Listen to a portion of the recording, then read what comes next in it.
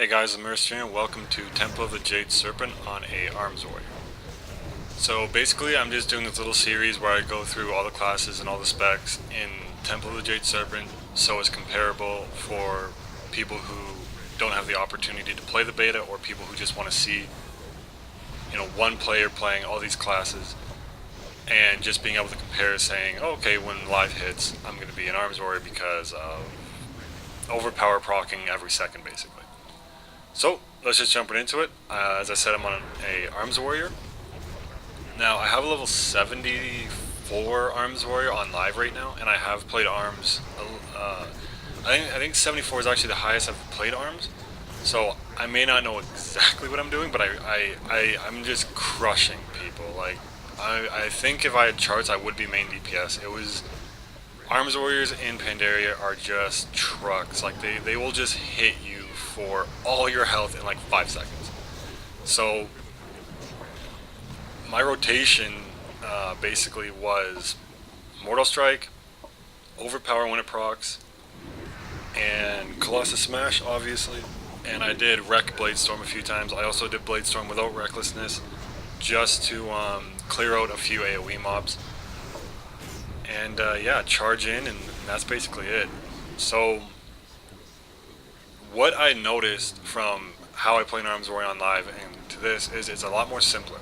There's no more Ren, there's no more, Overpower doesn't proc once every 6 seconds. It procs, like I've had times where I've hit Overpower 3, 4, 5 times in a row. So very, very useful, and the changes to them are just amazing. So sudden death proc there, and I just Colossus Smash to kill it.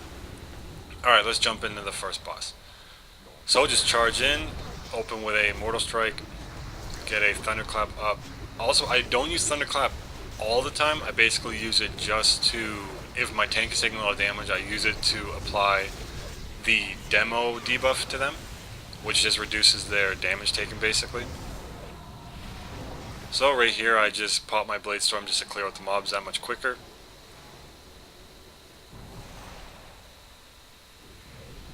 And I just use, anytime I have a little bit more rage than I actually need, I just throw a slam in there also. So very, very useful.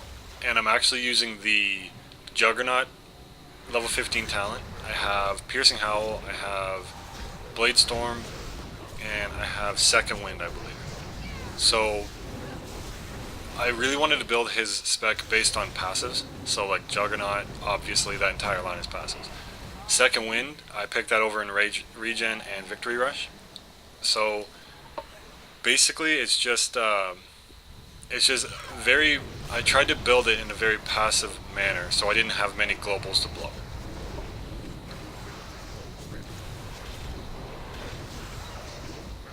And Execute hits like a truck. I just hit a 102,000 Execute crit right there. So basically in PvP, the way I see it, if you get them down to Execute stage, they're dead. There's no way they're gonna... only way to survive a warrior now in Pandaria is not to get an Execute stage. Get away from them, CC them, but do not let your health drop to Execute or you will die almost instantly. There's not much you're gonna be able to do, at least as of right now.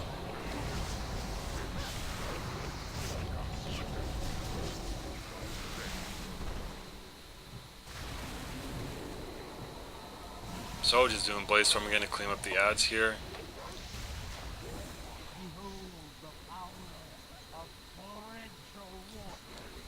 And a Sweeping Wind, which is on a minute cooldown on live right now, is now a 10-second cooldown. Alright, so the boss is up, so I'm going to stay on the concrete and just start attacking him.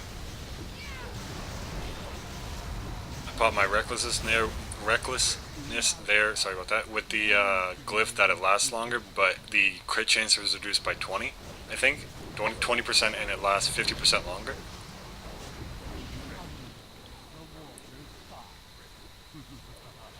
So just gotta keep my special attacks, Mortal Strike, Slam, Overpower, Colossus Smash running, and he just drops very, very, very quick.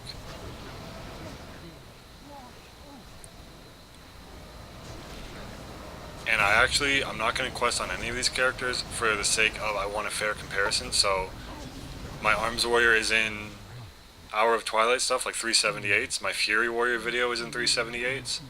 My Mage is in 378s, so I want to keep them all item level the same. So basically, I mean, it wouldn't really be a fair comparison if this guy was in 378s and my Mage is a 413. That would not be a fair comparison at all. So I'm not going to actually gear them. I'm just going to start them and do this dungeon and see how that turns out.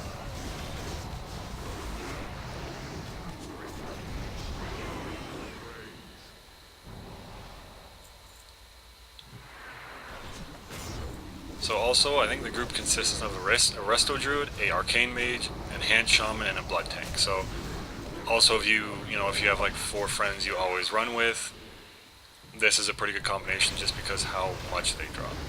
So I Heroic Leap in, I start Blade Storming, and that basically finishes the ads very, very quickly. At least gets them down to a good amount of health.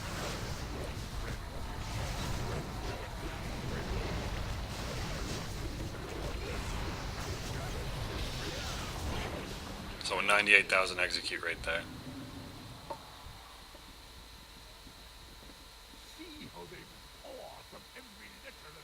So it's going to charge in and start one of the, I would say one of the easiest rotations in Pandaria right now is the Arms Warrior. You got Mortal Strike, Slam, Overpower, Heroic Strike when you need it, and just Slam and Sweeping Strikes. And then whatever level 60 talent, Dragon's Roar, Blade Storm, or Shockwave. Just toss that in and you are good to go. So right there's a lot of people, so I throw down my Thunderclap just to get that demo debuff on them, reduce damage.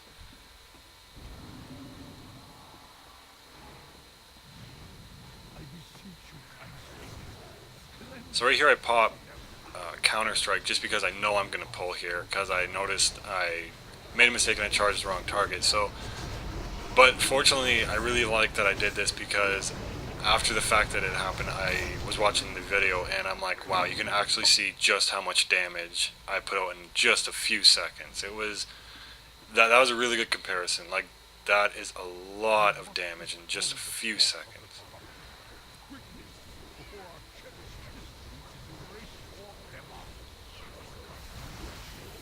Alright, so this fight doesn't go as planned. Basically, I'm going to skip it. We did do it on the first try, however, the tank died, then I had aggro, so I died. So you're going to see the first few seconds of it. The tank will go down. And I want to point something out that I didn't do in this video. I actually realized it after I watched the video to put my voice in it, basically. If you don't know what target to attack, that big, visible, black Tauren thing, just attack the target he's attacking. It's the easiest way of doing this. And I'm going to show you what I mean.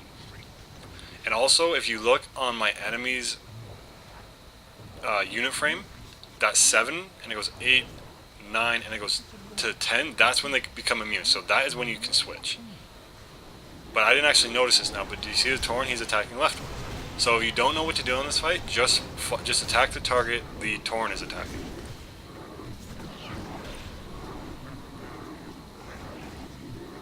So as I said, I realized it after the fact, and I kind of felt a little silly watching this, but I realized it on my Fury Warrior video I'm going to bring out also today. You can see I kind of got a lot better at this fight.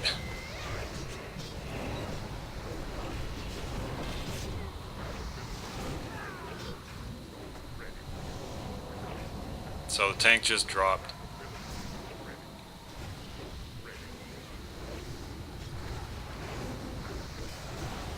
I jump in to try and put as much DPS as I can. And I'm pretty sure the Resto Druid just battle res the Enhanced Shaman, so I died there. They did do it eventually. It took them a little bit because me and the tank were dead, so only 2 DPS in the healer, but they did actually end up doing it, so that was very, very good. Alright, so moving on to this boss, because we actually got a new tank. The tank left here because when he died, he came in and pulled. You know, it's a hard dungeon, especially what you guys got to remember is there's people on here that have never played this class before. Like, for example, I have never played an 85 Resto Druid, I've never played an 85 Arms Warrior, so I don't 100% know what I'm doing, but I think I'm more knowledgeable in the sense of, because I've played this game so long and I love it so much, and I know the bases of each class, I can kind of work around that. And but yeah, that's my personal opinion. You know, everyone has their own opinion, but some people brand new never have played even a Death Knight before, never played a Warrior, Rogue, whatever class it is, and they try to tank a Pandaria dungeon. You know, gotta give them credit for at least queuing for that. Like, that's, you know, I was a little bit nervous on my prop warrior, and I have an 85 prop warrior, so you gotta remember that when you're watching these kind of videos.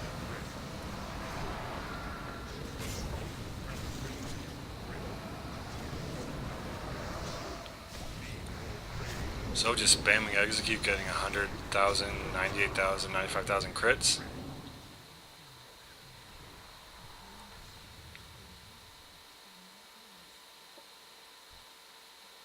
So I'm just going to go ahead and jump up here on these guys. Get my Colossus Smash up. Mortal Strike, Overpower Slam. Get my Thunderclap up just to reduce their damage, because these guys hit hard. I'm noticing warriors are critting a lot more. I know I love my Fury warrior, and I just noticed they're critting a lot more than they used to. Or it could just be I want to see that, you never know.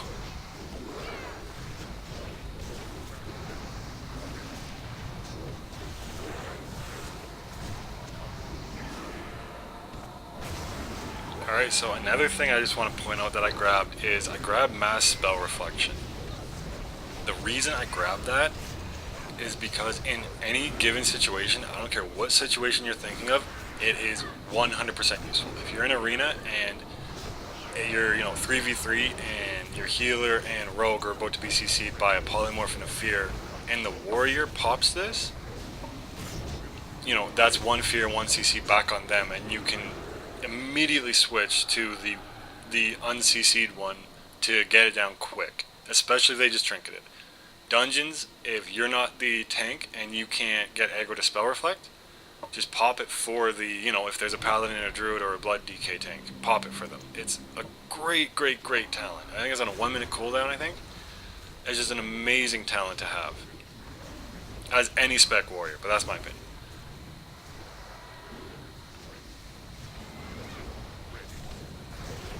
And I also think PvP warriors are going to be more interested in Shockwave over Blade Storm and Dragon's Roar. Just because it's on a 20-second cooldown with a 4-second stun, I think that's going to be just awesome. So right here I do a Wreck Blade Storm just to get these guys down quicker. Just had to basically go around and auto attack 2 and then just finish off 1 and go right back to the boss.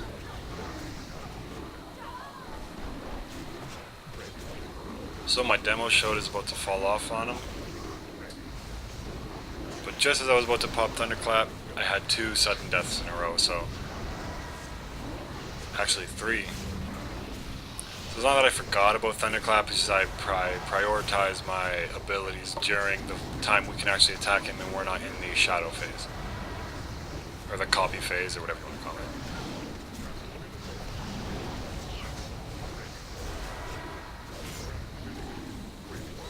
Alright, so we just gotta down these guys really, really quickly again.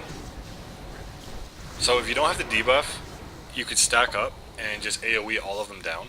That's what we did in the situation before this, but because healers have an 8-second cooldown on their dispels now, it like I've had this debuff almost the entire duration.